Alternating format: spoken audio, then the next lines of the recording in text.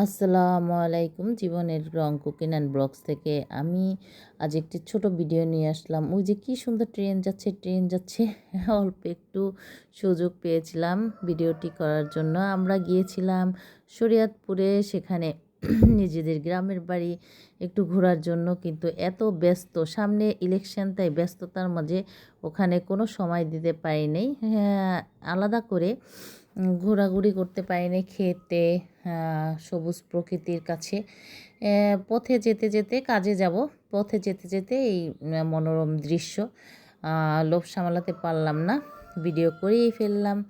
বাচ্চাদের সাথে গিয়েছিলাম, সরিষায় ভরে গিয়েছিল, এত সুন্দর সুন্দর সরিষা ফুল, মাঠ ভরা সরিষার ফুল, যেদিকে চোখ যায় চোখ জুড়িয়ে যায়।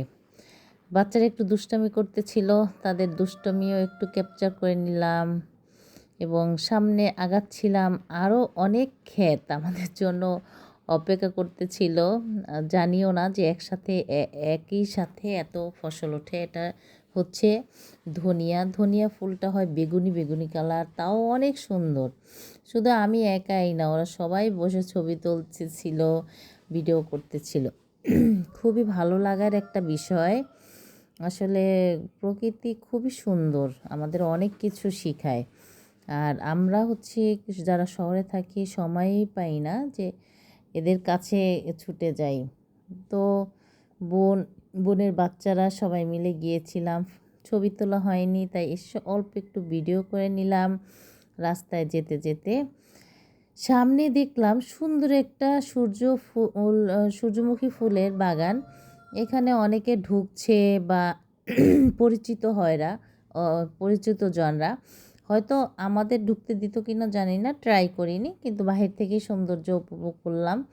খুবই সুন্দর। এটা থেকে নাকি ওরা তেল বানায়, খুব সুন্দর তেল হয়। হ্যাঁ, যাই হোক, উপভোগ করলাম খুব সুন্দর। দাঁড়িয়ে দাঁড়িয়ে অনেকের সাথে চলে গেলাম একটু বাজারে, বাচ্চারা চটপটি খাবে, তো বসেছিলাম ফুচকা চটপটির দোকানে, খেয়েছি। খেয়ে খুব আর কি ভালোই লাগছিল।